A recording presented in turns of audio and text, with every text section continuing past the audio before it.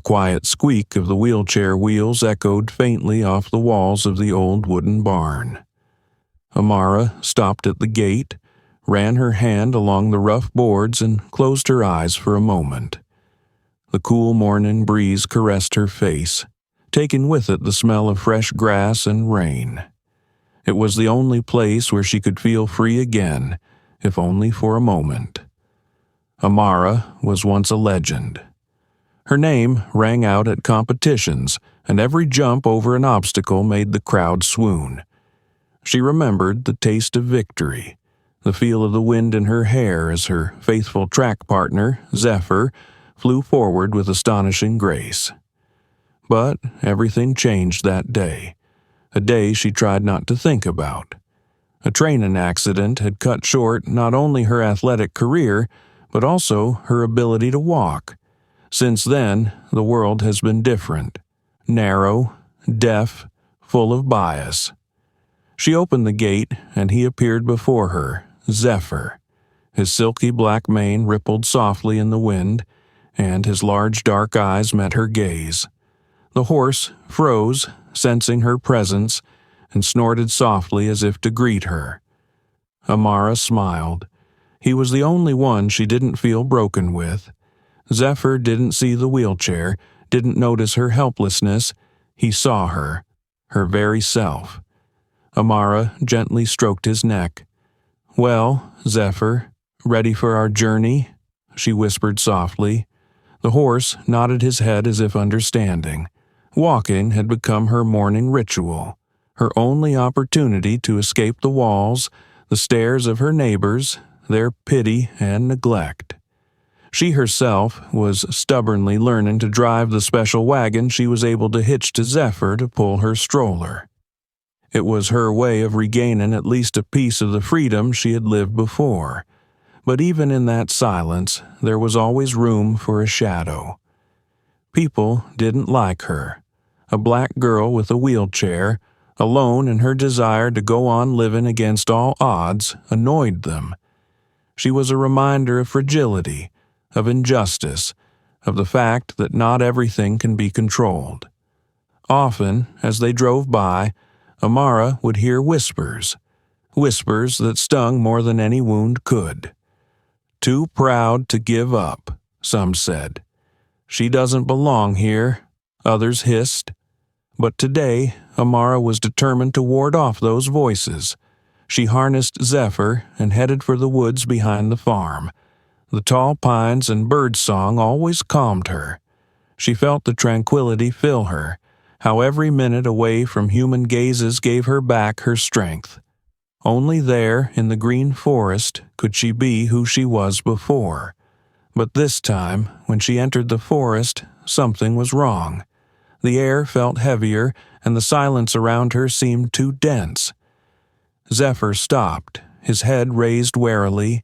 His ears twitched, as if catching something Amara couldn't hear. Her heart pounded faster. She knew Zephyr never spooked for no reason, and that was just the first sign that her life would change forever again. Zephyr didn't move. His large dark eyes were watching the forest, and Amara felt her palms sweat. She tugged gently on the reins, trying to reassure her friend. "Hush, boy, hush. It's okay," she whispered, but her voice treacherously shook. Zephyr took a step back with a muffled snort, then shook his head sharply. Amara realized that something was really wrong. Her companion, her only protector, never reacted like this unless he sensed danger. She ran her hand along his neck, stroking the soft fur, and tried to listen for herself. The silence was deafening. Even the birds that usually filled the forest with their singing had fallen silent, as if something or someone had silenced them. The silence cut into her ears, heightening her sense of unease. "Zephyr, you're my hero, remember?" she muttered to reassure not only him, but herself as well. "We'll get through this. We always manage." The horse, as if hearing her words, relaxed his neck slightly, but still looked around warily. These walks were their sanctuary, a place where Amara would forget that life had once taken a cruel toll on her. Ever since her athletic career ended and she found herself in a wheelchair, people began to look at her differently. Even those who used to admire her grace now saw only a broken shell. But Zephyr, he hadn't changed. To him, she remained the same Amara who had once guided him through the highest barriers without fear. He was her freedom, her wings. It all started when Amara's father, seeing her pain and despair, decided to bring a piece of the past back into her life. He found Zephyr, who had been sold after her injury, and bought him back so Amara could feel connected again to what she loved. From the first moment of their reunion, it was clear. Zephyr had not forgotten her. His joy was real. Amara would never forget the way he nuzzled into her chest, snorting softly as if apologizing for not being there for her on her worst days. They had been inseparable ever since. Even on her worst days, when the world seemed especially gray and empty, Amara knew Zephyr was waiting for her.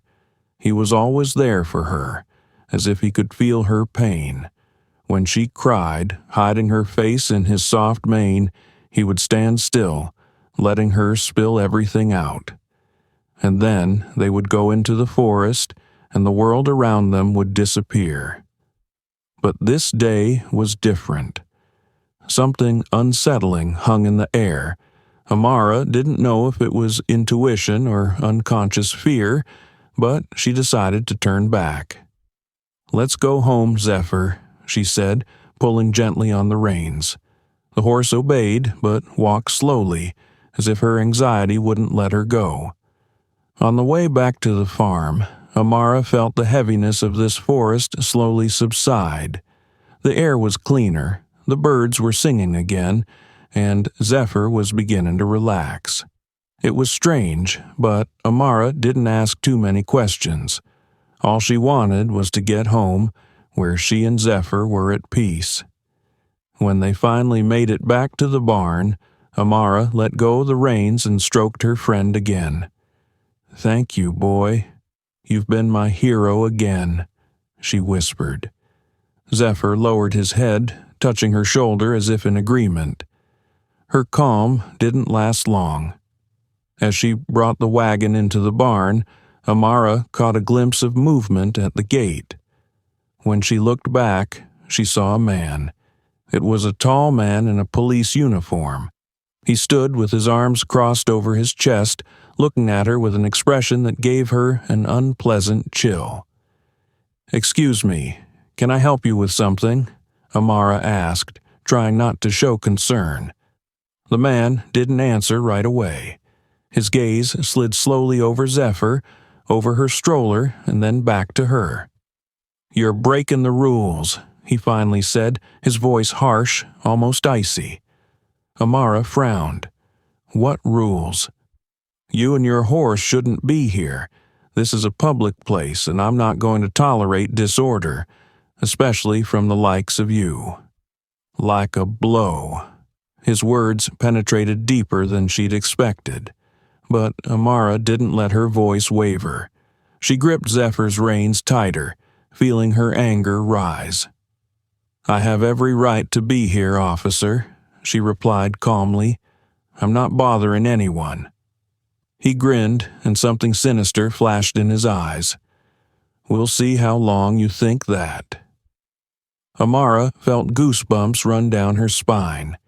She didn't know at that moment that this man would be the beginning of a new tragedy, but in her heart she already felt that their meeting would change everything.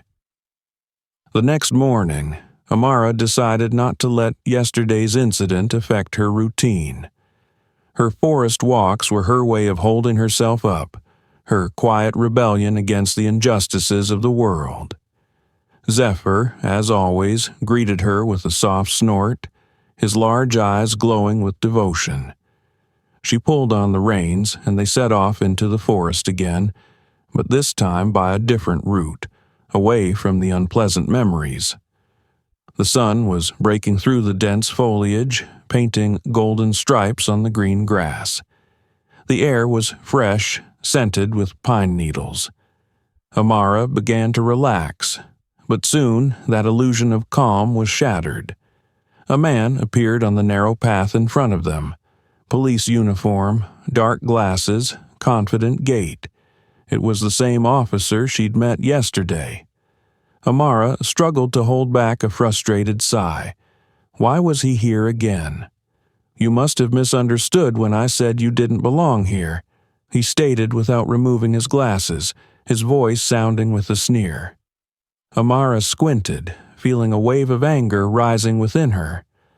"Officer, this is public property. I have every right to be here," she said in an even but firm voice. He slowly stepped closer, making her feel even more vulnerable. "You know, I always thought people like you like to break the rules," he said, throwing a glance at her stroller and then at Zephyr. His tone was drenched in contempt. "People like me?" Amara interjected, her voice sounding hoarse from the exertion. She knew exactly what he meant, but she wanted to hear it from him. He grinned, taking off his glasses to look her straight in the eye. "You've got it perfectly figured out, always looking for a way to stand out. But here's the trouble. It won't work here. There's an order here, and I'm following it." Amara felt her heart clench. His words weren't just an insult, they were a warning. But she wasn't about to back down. "If you have a beef with me, charge me specifically," she replied sharply. He stepped even closer, so that Zephyr, feeling threatened, raised his head, snorting muffledly. "Is that your language with the cop, girl?" His voice turned icy. "You think your wheelchair and your horse entitle you to anything?" "No, but the law does," Amara parried. Her hands gripped the reins tighter, but inside her everything was boiling with fear and rage. She tried not to show it. Jason stepped back, looking her over from head to toe, as if assessing how far he could go. "Okay," he said slowly. "I'll give you a chance to get out of here and forget about this place. You clearly don't fit in. That'll be your warning."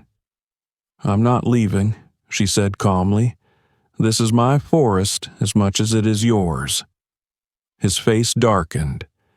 "Then you chose your own problems," he said before turning abruptly and walking away.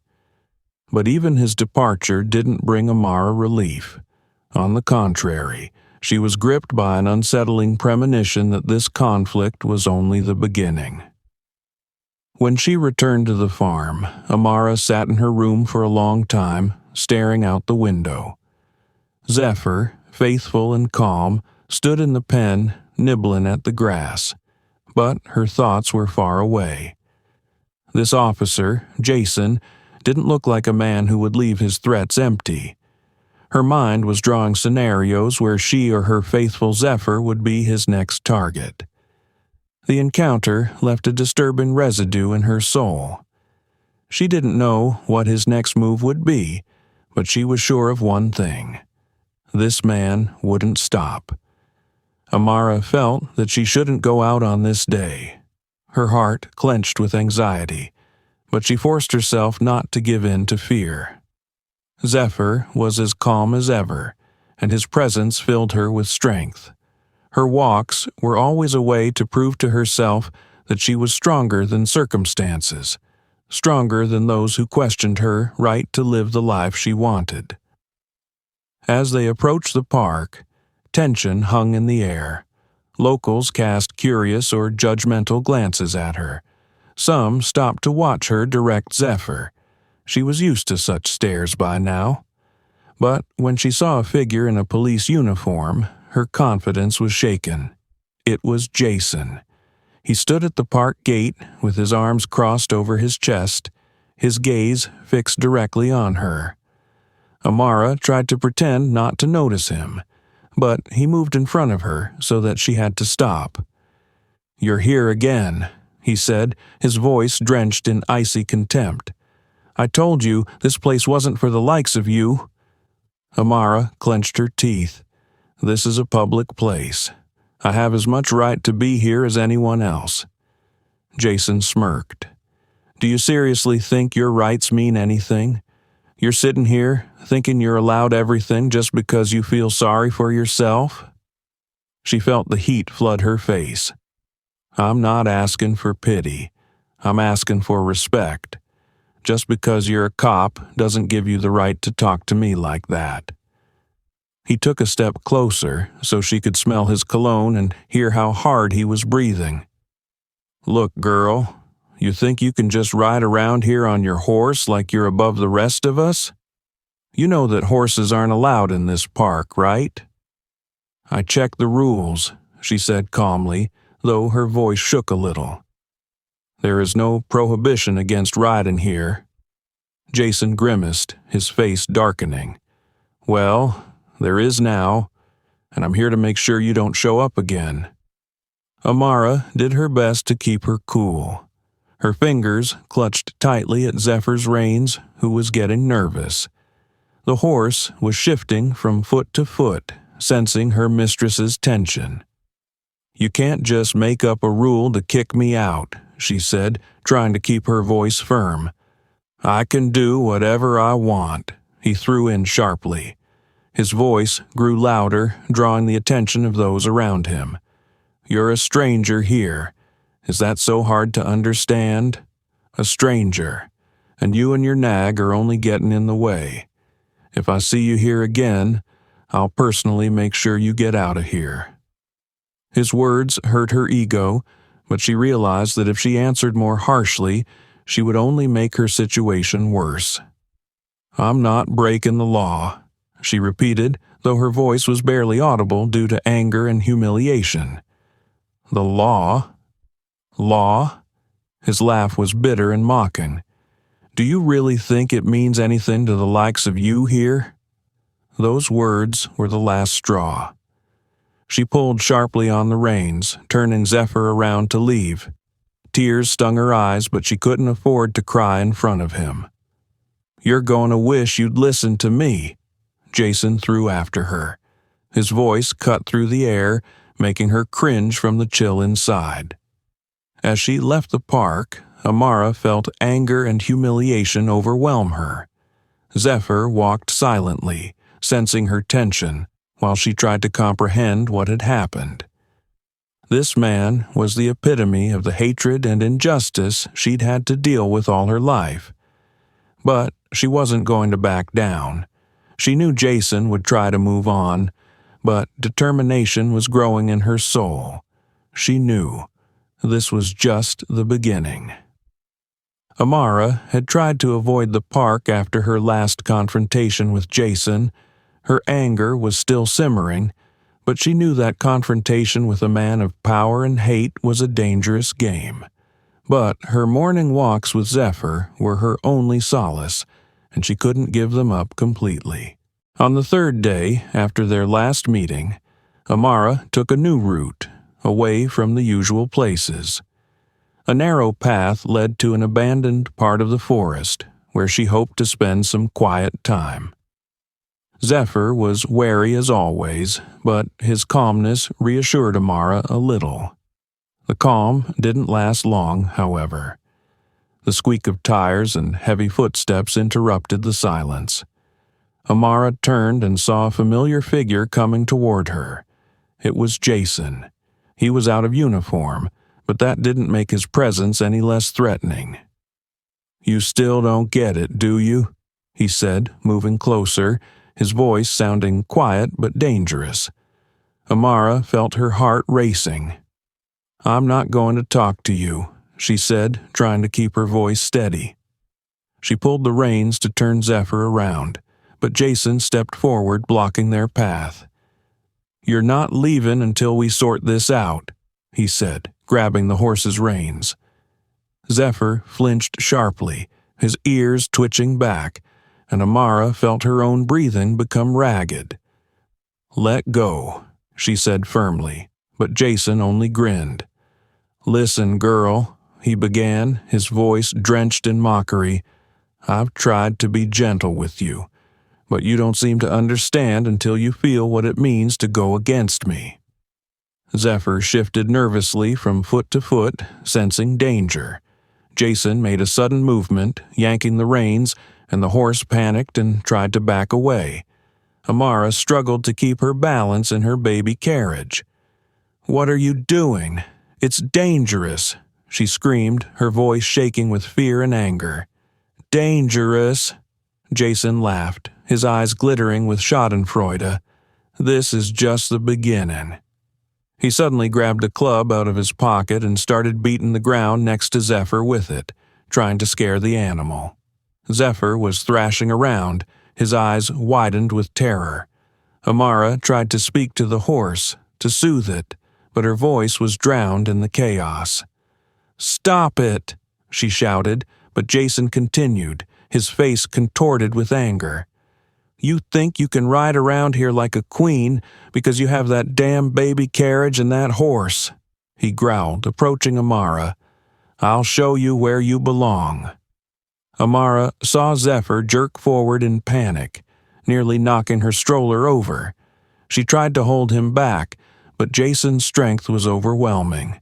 He struck the horse's leg with the club, and Zephyr let out a shrill cry of pain. "No!" Amara screamed, her voice full of desperation.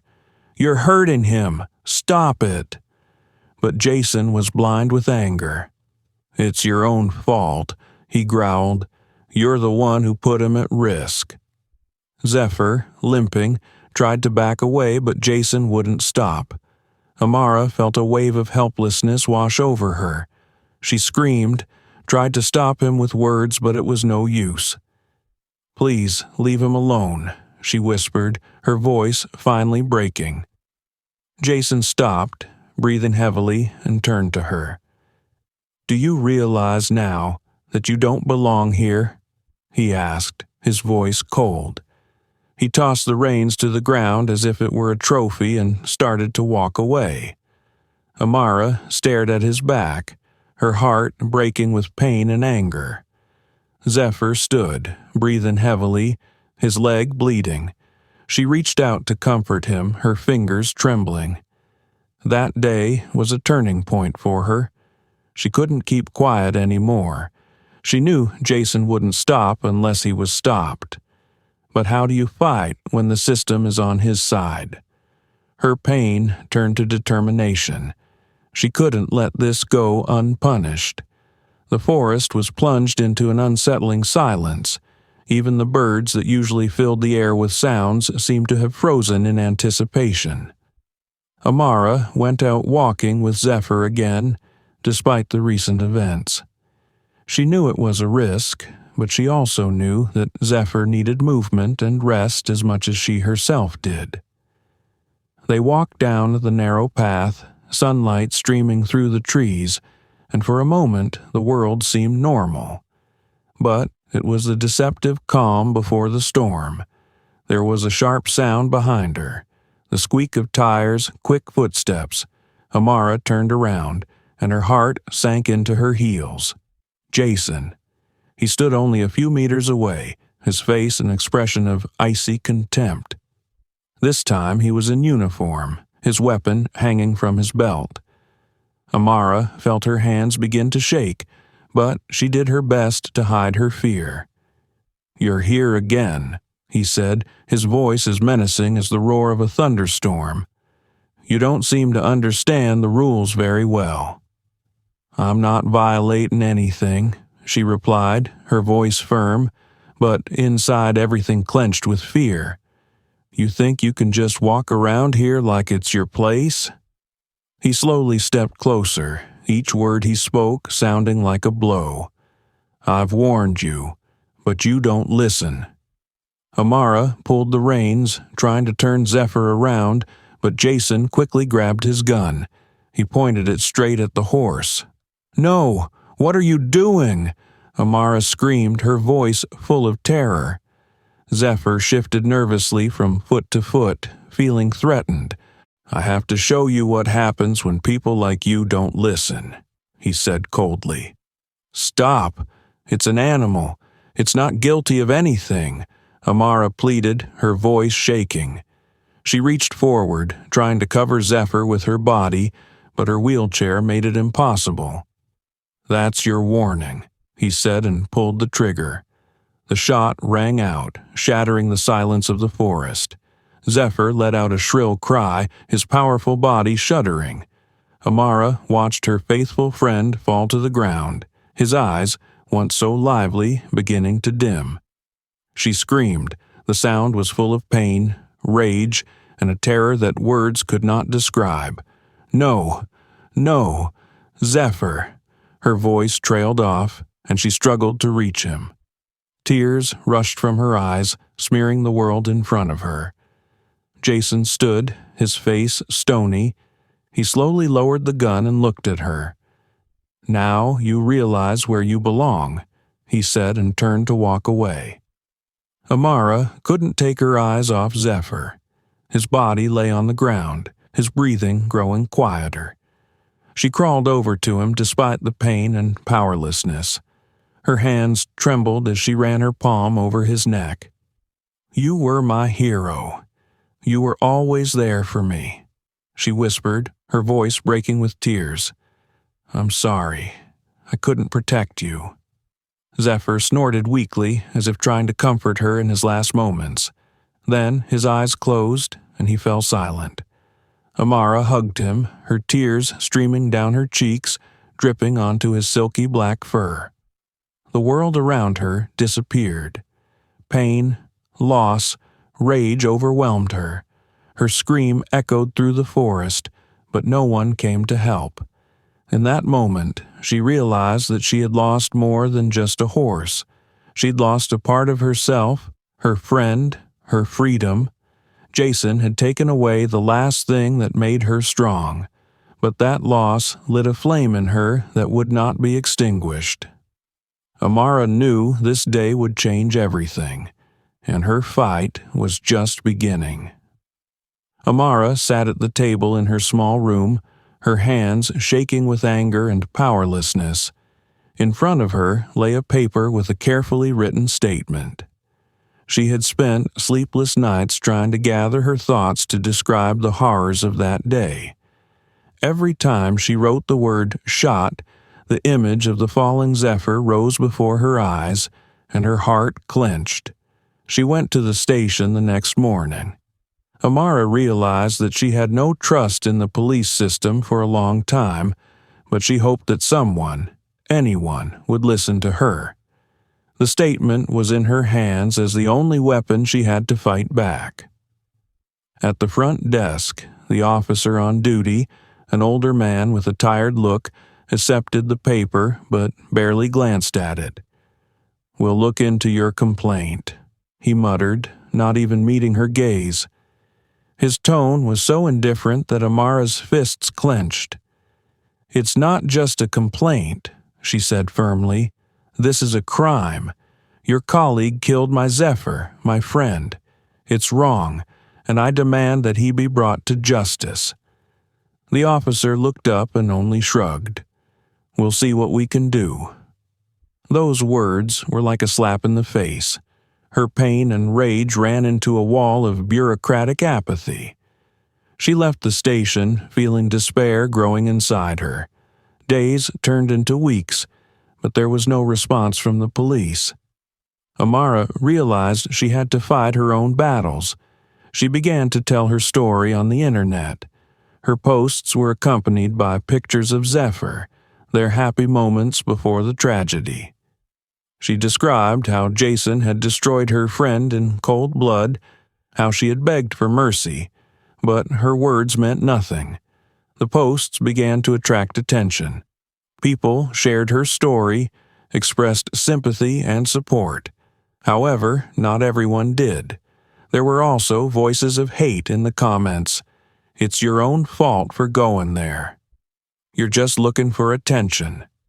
Maybe he did what he had to do. The words were eating away at her, but she wouldn't let herself break. Amara knew that behind every such comment was the same prejudice that drove Jason.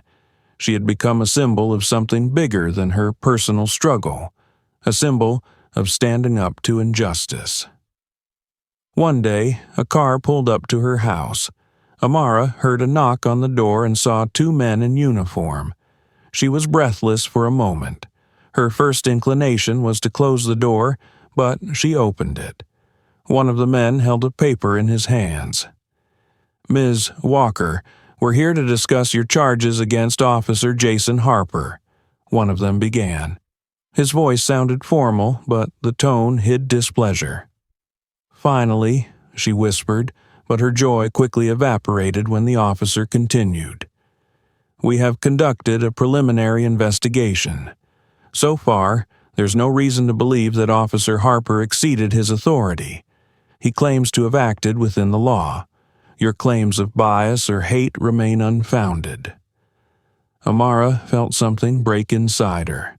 She looked at the man, trying to figure out if he was joking or not. "He killed my Zephyr, right in front of my eyes. How can that be within the law?" The officer sighed.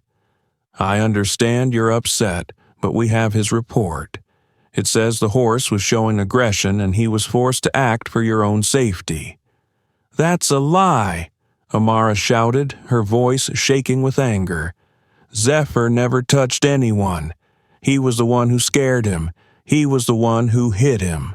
It was murder." The man only shook his head. "There's nothing more we can do. If you want, you can go to court." Those words made her feel the depth of loneliness. She knew the trial was expensive, long, and almost hopeless. But her story could no longer remain just her story. She gathered a group of local activists who heard her voice. They began organizing protests, writing petitions, demanding justice. However, even this caused controversy. Some residents supported her, believing that Jason's actions were unacceptable. Others sided with him, saying that he was just doing his job. Her house began to be sprayed with offensive graffiti, and one night she found a broken window. "Get out before it's too late," it said on a piece of paper. Amara knew this struggle was destroying her. Every night she saw Zephyr again, his eyes filled with pain before he fell. Her fight was against an entire system that refused to recognize that something had gone wrong. But in the back of her mind she felt, if she gave in, then there would never be justice for Zephyr, and not just for him. "They think I'll break," she whispered to herself, "but they haven't seen what I'm capable of yet." Sleep never came to Amara again. Every night, closing her eyes, she went back to that forest, to that moment that had been the beginning of the end for her. She didn't need to remember the sound of the gunshot. It sounded in her head over and over again like a curse. She watched Zephyr fall, his eyes full of pain slowly closing. Her scream, unbearably sharp, tearing through her chest, echoed in her dreams. She would wake up clutching the sheet in her fists, the same tearing vacuum in her chest. Silence greeted her in the morning. The stroller stood by the bed, cold and still, reminding her of the boundaries that now seemed even more insurmountable. Amara looked out the window, where sunlight caressed the grass in the paddock where Zephyr used to play, where it was empty now. She ran her hand over the photograph on the nightstand. It showed her and Zephyr together, laughing and alive. It was at one of the competitions, the first time she had felt that they were a team, that they understood each other without words. His mane fluttered in the wind and her smile was wide and genuine. It was another world, another life, where she had a choice. Memories overtook her like inexorable waves. She had seen Zephyr when he first came into her life, a nervous and wary young stallion. "He's too stubborn to be a good competition horse," the trainer had said then, but Amara hadn't listened. She saw something more in him. "He just hadn't found his man," she replied. And she became that person. Every day they spent together. She remembered the first time she'd felt him trust her, when he'd let her touch his head after a long workout. She remembered how he saved her at one of the competitions when she almost fell, but he held on, deftly lifting them both up. That moment was proof to her that they were more than just horse and rider. They were partners. But now, all those memories hurt. They reminded her that she hadn't been able to protect him. Amara replayed that moment over and over in her head. She could have done more. She could have screamed louder. She could have covered him with herself. She could have done something to save him. "Why did I just sit there?" she whispered one night, her voice shaky. She clutched her stroller so tightly that her fingers turned white. Why couldn't I keep him safe? Those thoughts wouldn't let her go, turning every waking second into torture. She felt like she'd betrayed Zephyr herself. His trust, his loyalty, all of it had been shattered the moment she'd let Jason pull the trigger.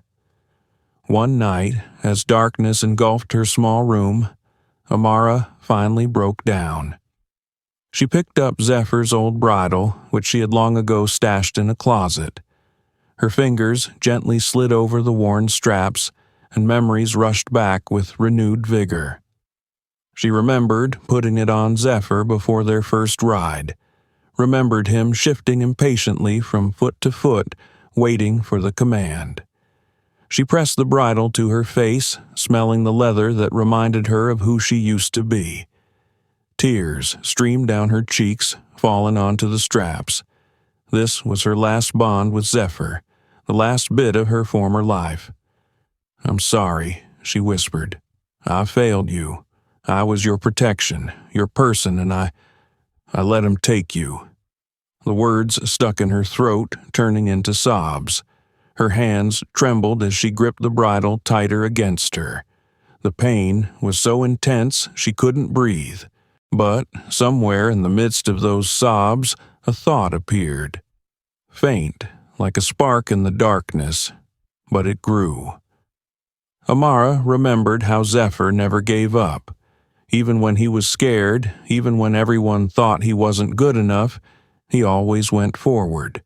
He trusted her, trusted that she would lead them in the right direction. "I can't let you go," she said, her voice firm despite the tears. "You deserve justice. You deserve to have your story heard." That thought became her new goal. She could no longer afford to just sit and mourn. She had a duty to fight for Zephyr, to make sure his death didn't remain just a tragedy. It was her way of keeping him alive, at least in her memory. The next morning, Amara sat down at her computer. Her hands were still shaking, but she started writing. She wrote about Zephyr, about what he was like, about how they had met, how he had saved her when she had lost everything. She described his gaze, his steps, his strength. She shared his story without holding back tears. When she was done, her post was published. "This is the story of my friend who I lost to hate and injustice," she wrote at the end. "I can't bring him back, but I can make sure his death was not in vain." The post went viral. People from all over the world started reading her story, sharing it, supporting her. But along with the support came new waves of hate. This time, however, Amara was ready. She knew she had to go all the way. Every word she wrote, every memory of Zephyr no longer seemed like torture to her. It had become her weapon, her strength. The memories were still pain, but now they were also her fuel. Amara had made up her mind. She would fight. For Zephyr, for herself, for the truth to prevail. The sun was just beginning to rise when Amara felt ready to act for the first time in a long time. Sitting down at her desk, she took a deep breath and opened her laptop. She knew her fight against Jason would be difficult, but she could no longer live with the feeling that she had let his cruelty go unpunished. This was no longer just her personal pain. It was her mission. Amara started with the most obvious. She sent inquiries to the police, demanding a copy of Jason's report. As she'd expected, she'd been turned down under the pretext of confidentiality. It was the beginning of a battle with a system that protected its own, even when they were clearly wrong. But Amara didn't stop there. She contacted local activists and lawyers who supported her in her fight. One of them, a young lawyer named Marcus, undertook to help her for free. "We can't let this man get away with this," he said, "but you have to be prepared. It's going to be a long road." Amara began researching everything she could find about Jason. She soon learned that her case was not the first. There were other complaints, especially from the black residents of their neighborhood. Complaints of cruelty, of bias, but none of them had resulted in real consequences. She began meeting with these people, writing down their stories. Each meeting revealed horrifying new details. Jason threatened, intimidated, and used his power to silence people. He was part of a system that cared more about preserving its reputation than about justice. The next step was to find witnesses to that tragic night. Amara remembered that there were people in the park that day, and some of them might have seen what happened. She returned to the park with flyers describing her case and asking anyone who had seen anything to contact her. Most people were afraid to speak up. Some just didn't want to get involved in police business. But one elderly woman, Mrs. Harper, the irony of her last name did not escape Amara, agreed to tell what she had seen. "I heard shouting," said Mrs. Harper, her voice weak but sure. "And I saw that policeman aiming a gun at your horse. You tried to stop him, but he wouldn't listen. It was horrible." Her testimony was the key. Marcus recorded her testimony, and they began to collect other fragments: surveillance video from the park, phone records from passers-by.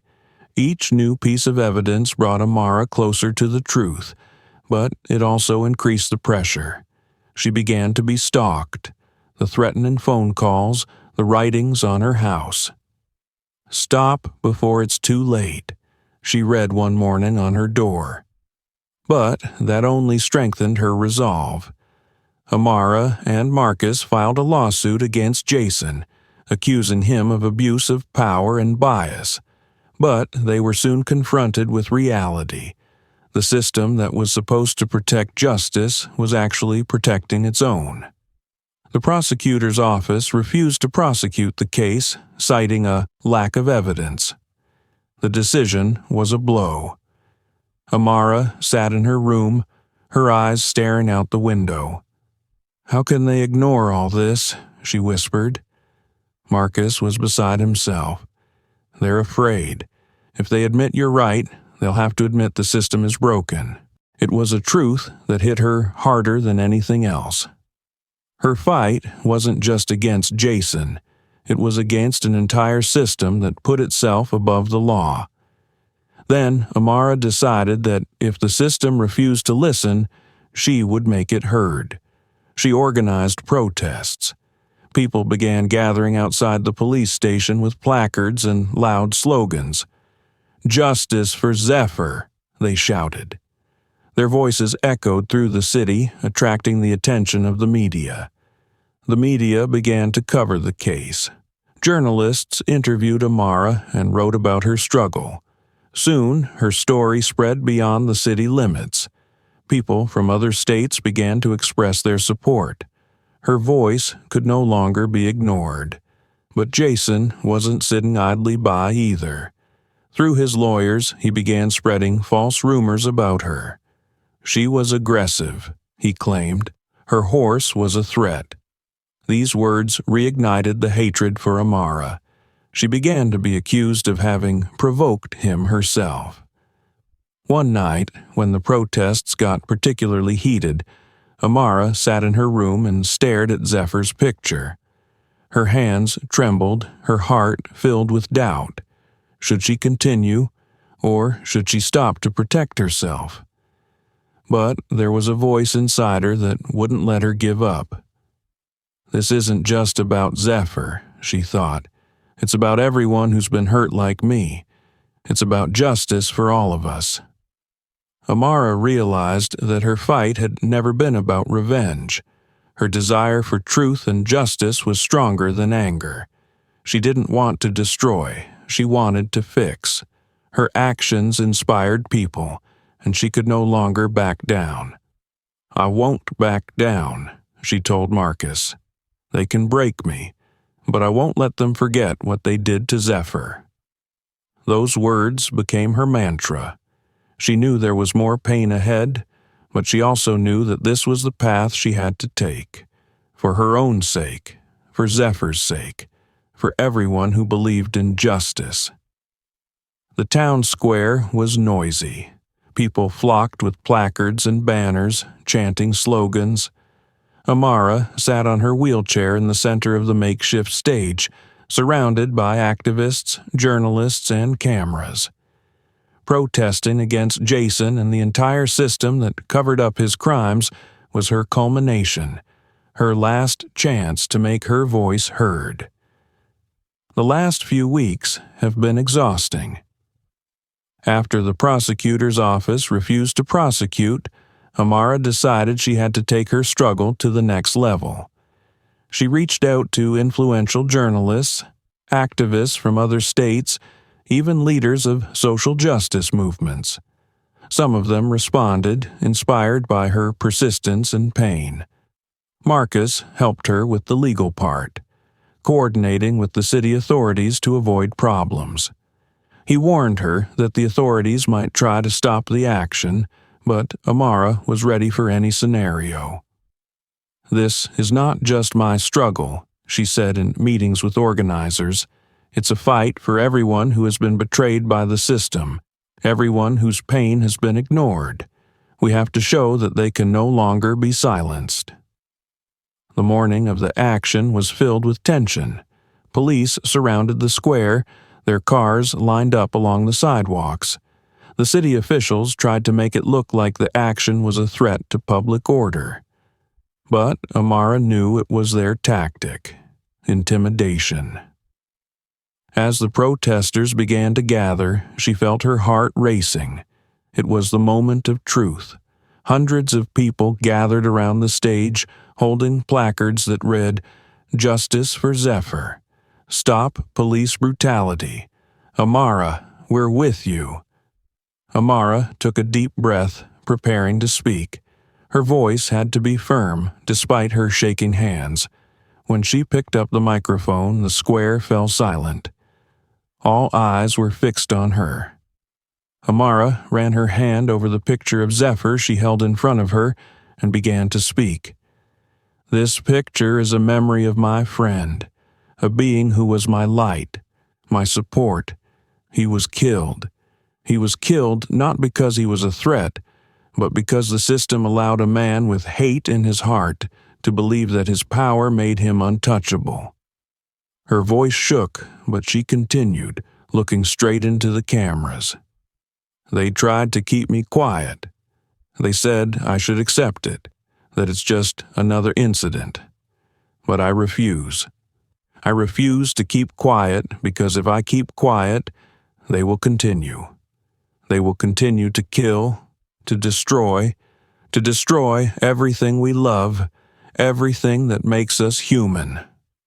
People in the crowd began chanting, "Justice for Zephyr, justice for Amara." She raised her hand, asking for silence. "This isn't just about my Zephyr. It's about everyone who has lost something or someone to those who are supposed to protect, but instead hurt. It's about a system that hides its criminals and ignores our voices. It's about the fact that we can't let this go on any longer." At one point, police officers began moving toward the crowd. They ordered the action to stop, citing a threat to public safety. One of them loudly declared, "You are breaking the law. Disperse immediately." But the men didn't move. Amara felt her fear change to determination. She turned to the police and spoke loudly into the microphone. "You are not defending the law, but those who break it. We will not leave until our voices are heard." This moment was a turning point. People began to applaud and shout, protesting against the police intervention. Journalists captured every moment. This time, Amara knew they would not be silenced. The culmination of protests and public pressure did their job. A few days later, the prosecutor's office announced that the case against Jason would be reviewed. It was only the beginning, but Amara felt that her efforts had not been in vain. "We did it," Marcus said, smiling. "Now we have a chance." Amara knew, however, that this wasn't the end. Even if Jason was brought to justice, the system that allowed him to act with impunity would remain in place. The fight for truth and justice was just beginning. That evening, Amara sat on the doorstep of her house. Her eyes were fixed on the stars, and she held Zephyr's bridle in her hands. She knew that nothing would bring her friend back, but she also knew that his death would not be forgotten. "I don't know what will happen next," she said as if addressing the stars, "but I will fight. For you, Zephyr. For us." And in that moment, despite all the pain and loss, she felt that her struggle is what makes her strong. That's what makes her free. Write in the comments what you think about this story. Have you ever experienced injustice or racism in your life? We want to hear your opinions and stories. Each one is very important to us. We value each and every one of you and are grateful that you share your thoughts. If you like this story and want to support us, don't forget to subscribe to the channel and give us a like. This helps us to create more of these thought-provoking stories. Thank you for being with us. We wish you a good day and peace in your heart.